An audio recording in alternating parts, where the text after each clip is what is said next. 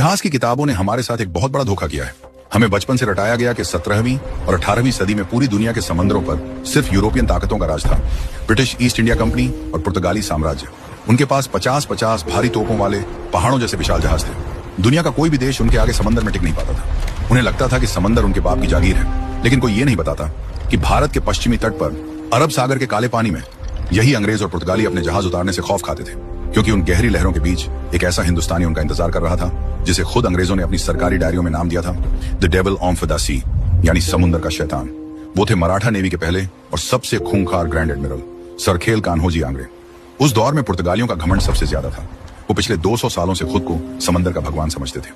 समंदर में उनका अपना एक गुंडागर्दी वाला टैक्स सिस्टम चलता था, काटताज। कोई भी जहाज उनके पास के बिना नहीं जा सकता था, लेकिन कान्होजी ने उनके वो पास फाड़कर समंदर में फेंक दिया। जो पुर्तगाली पूरी दुनिया पर राज करते थे, उन्हें भारत के समंदर में अपना ही राशन ले जाने के लिए कान्होजी के बनाए हुए नए कानून दस्तक का पास खरीदना पड़ता था। और सिर्फ पुर्तगाली ही नहीं, अंग्रेजों की ईस्ट इंडिया कंपनी के बड़े बड़े आर्मर्ड जहाजों को भी कान्होजी बीच समंदर रोक लेते थे, और जिसने टैक्स नहीं दिया उसका जहाज सीधा कान्होजी का।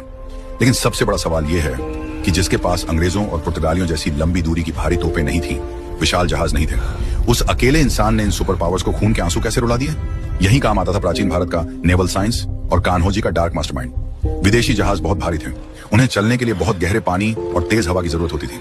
कान्होजी ने इसका तोड़ निकाला अपनी खास नावों से, गुरब और गालिबत। ये मराठाओं की वो नावें थीं जो नीचे से बिल्कुल छपटी, वजन में हल्की और कोयले जैसी काली होती थी।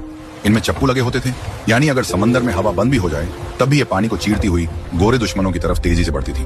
कान्होजी कभी दिन के उजाले में नहीं लड़ते थे, वो शिकार करते थे रात के घने अंधेरे में। जब हवा बंद हो जाती, विदेशी जहाज समंदर में फंस जाते, तभी कान्होजी की काली नावें उनके ब्लाइंड स्पॉट, यानी जहाज के पीछे का वो हिस्सा जहां तोपें नहीं घूम सकती, वहां आकर चिपक जाती। इससे पहले कि गोरे कुछ कर पाते, मराठा लड़ाके रस्सियों से भूतों की तरह जहाज पर चढ़ जाते, मारकाट मचाते और सुबह होने से पहले छूमंतर हो जाते। कान्होजी का खौफ इतना भयानक था कि साल 1721 में इतिहास पलट गया। पूरी दुनिया पर राज करने वाले दो सबसे बड़े जानी दुश्मन अंग्रेज और पुर्तगाली एक हो गए, सिर्फ और सिर्फ इस एक अकेले हिंदुस्तानी को मारने के लिए। उन्होंने इतिहास की सबसे बड़ी जॉइंट नेवल फ्लीट बनाई।